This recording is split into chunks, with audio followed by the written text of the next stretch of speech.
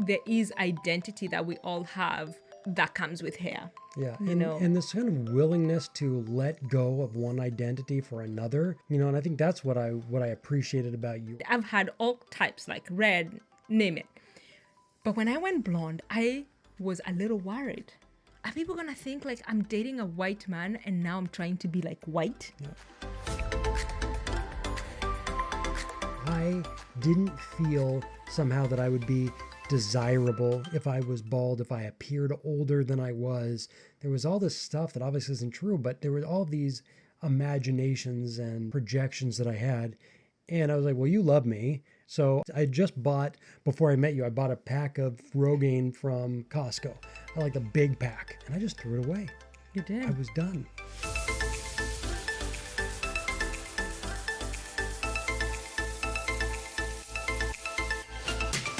I mean, I wouldn't say I struggled with it very much because it didn't matter. It wasn't like a big thing for me, but I was not pleased with my appearance. I remember being a teenager and I was talking to some friends and I'm like, I have an ugly smile. And they're like, oh, no, you don't. You have a beautiful smile. And I was like, oh, maybe. No, I definitely don't. And then kind of over time, it kind of went up or down. But I definitely didn't have a good relationship with my appearance. And then you came into my life and you think I'm good looking, which is really the only person that matters, really. But I also believe you, right? And in that sense, not only that was for me, I said, something shifted. Maybe it's also the way you're willing to view yourself. But, I kind of do the same thing now. I look and I say, I'm good looking. My looks haven't changed really that much. I'm still Matthew, and I have been since I was born, and I will be till the day I die. And, the shift is also a decision. I used to think that skinny jeans weren't that sexy, and now I think skinny jeans look good, for example, right? And I used to not think I looked very good, and now I do. It's just a choice in some ways. It is a choice, and I know I had a choice for some people, but it is still a choice that you can make, and, for me, I feel like the identity of hair is also like a progress to that choice, so I'm not I'm not advocating for every woman to cut their hair. That's not it. Neither are we advocating for every man to pray to God so that they can lose their hair. That's not it. But I think for this podcast is like there is identity that we all have that comes with hair. Yeah. And this kind of willingness to let go of one identity for another, and I think that's what I appreciated about your choice with that was that there is a lot of identity around hair. And even though for you, and I've seen, we've been together for pushing 4 years, but you've shifted a lot. You've had long braids. You've dyed it different colors. When we first got together, you had red hair with stripes. You've done. I have to say something else. When I went blonde, when I dyed, I've had all types, like red, name it. But when I went blonde, I was a little worried. I was like, are people going to think that I am trying to be white? Seriously. Yeah. I was just like, wait, are people going to think? It was like, I don't think that I couldn't turn my hair blonde if I really wanted to. I think I was just insecure about it. I was just like, wait, I am proud. One of the proudest people that exist, that are so proud to be, I am happy I'm black. I'm okay. But I was just like, I want to experiment with my hair. But going blonde was like, are people going to think I'm dating a white man and now I'm trying to be white? Yeah. I worried about it. And then one person said to me wait, why did you dye your hair blonde? And I kid you not, I was like, wait, and there are mixed race. And I was like, wait, are you judging me that I dyed my hair so that I can quote unquote look white? And I was like, no, I was just trying it. But it's something that I have to own up, that I was just yeah, I'm not doing this so that I look white, you know, so. In this particular haircut, in a lot of ways, that's why we joked, the bald and the beautiful, is because a lot of people kept saying, early on, who we were staying with when you did it, that was really bold. And in some ways, yes, right? Yeah. And I think there is an importance in that, in making a shift, because of the identity that comes with our hair. When you shift your hair, it's almost like, is this imposter syndrome? Does that mean I'm rejecting my old self? What are people going to think? It's so much, for me with my beard, it used to be where I'd meet somebody or I'd even work with somebody, and then I would shave my beard. And because I looked really young, um, you know, people would not recognize me. Someone I worked with, I was producing a movie, and Carrie Ann Moss was one of the main voice artists in this animated movie. And our kids had gone to school together, so we'd met once or twice there. And then we had a meeting to discuss her coming on to the movie. And then I think I didn't have a beard. And then when we went to film the first day of shooting her voice, she came in and she looked at me and she goes, "Hi, I'm Carrie. Who are you?" or whatever. And I was like, "Matthew." She's like, "Oh my gosh, like totally didn't recognize you." That happened all the time. I was working with one of my really good friends producing this movie, Caged. It'll come out early next year with Eddie Gathegi and Angela Serafian. And one of my producing partners showed up one morning, and I had shaven, and I had a hoodie, and I was just sitting there, and she walked right past me, and later she just started laughing. She was like, "I was wondering, who is this kid that just showed up with a hoodie sitting on my set?" This is my producing partner, who's a good friend.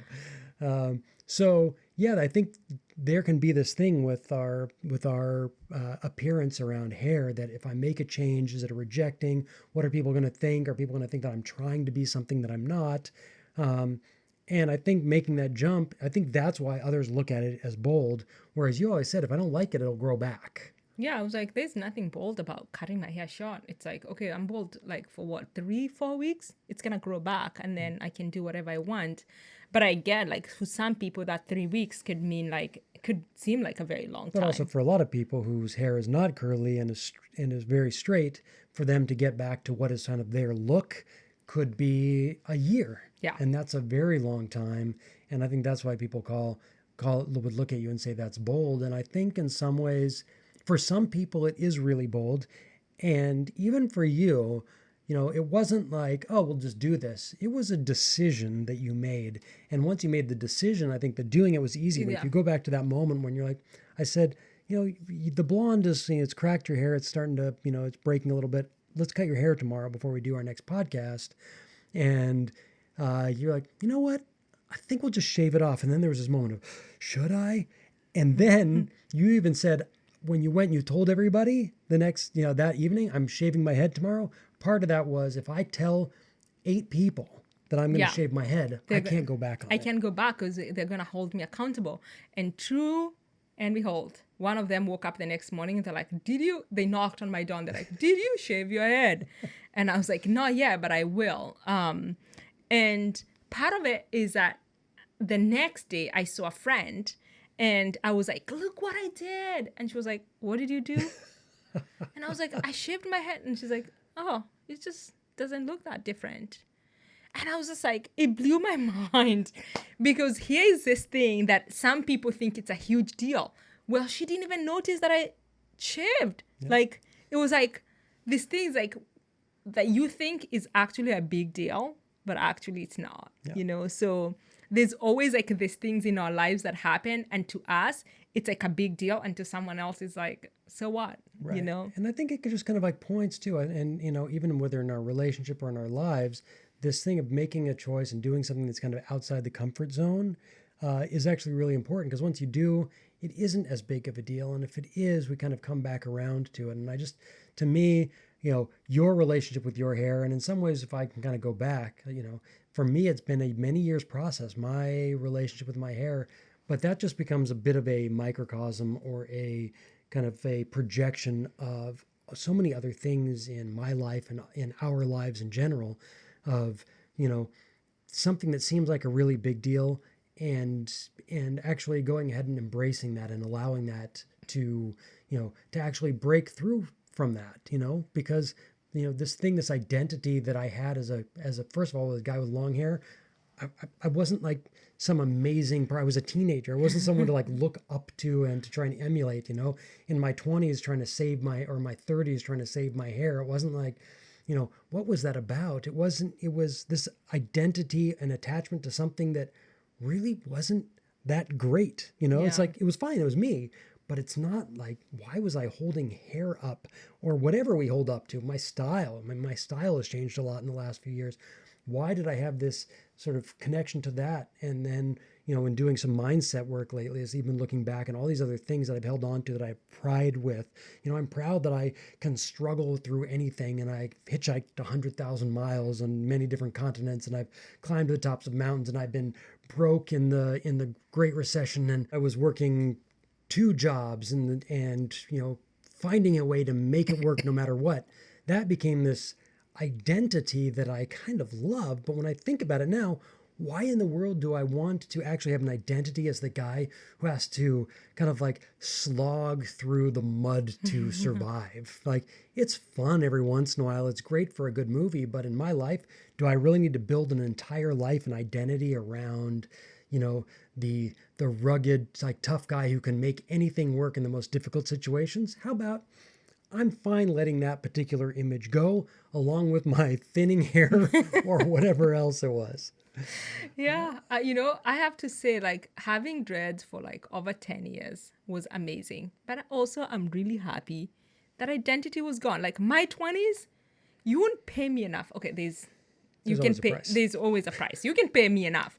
But I wouldn't want to go back to my 20s. Like, I'm enjoying the woman that I've become in my 30s. And why would I want to hold on to an identity that I had when I was in my 20s? And I'm sure like my 40s with age brings a new identity. And I want to embrace every identity where I'm at, rather than like looking back and being like wishing and hoping that, or just keeping like an identity that doesn't serve me and serve me who I am today, so. And maybe at some point you don't actually need to make some major outward change in order to make the growth that you need in order to take the next step in your own life. Correct. Yeah. But with our listeners and whoever is listening to this is like, I am so curious and I would want to know, like, what is the relationship that you have with your hair? Is there an identity that comes with your hair? Is there can you even imagine like shaving your head? And I'm not advocating that you shave your head, but I'm just I would want to hear this, Or just a big change. So actually, if you do make any big changes, make sure to send us a before and after picture. We'd love to see it. Yeah. So this has been great, and we'll keep this conversation going over the years as well. I have nothing else to talk about because my hairstyle will never change. This is it. You got me. Unless I go start moving towards a toupee and, all sorts of different rainbow hairstyles. You could buy a wig. I could. And maybe I will. We'll see. Yeah. So for me, I'm not sure if I'm going to keep this for how long. I don't know, but we'll see. I like it. I like the person who has it. So who has that haircut? I love that person. I'm keeping it open. All right. Thanks again for joining us on the Interracial Couple Podcast, where it's not all black and white. My name is Cera. I'm black. I'm Matthew. I'm white. And we'll see you next week. See you next week.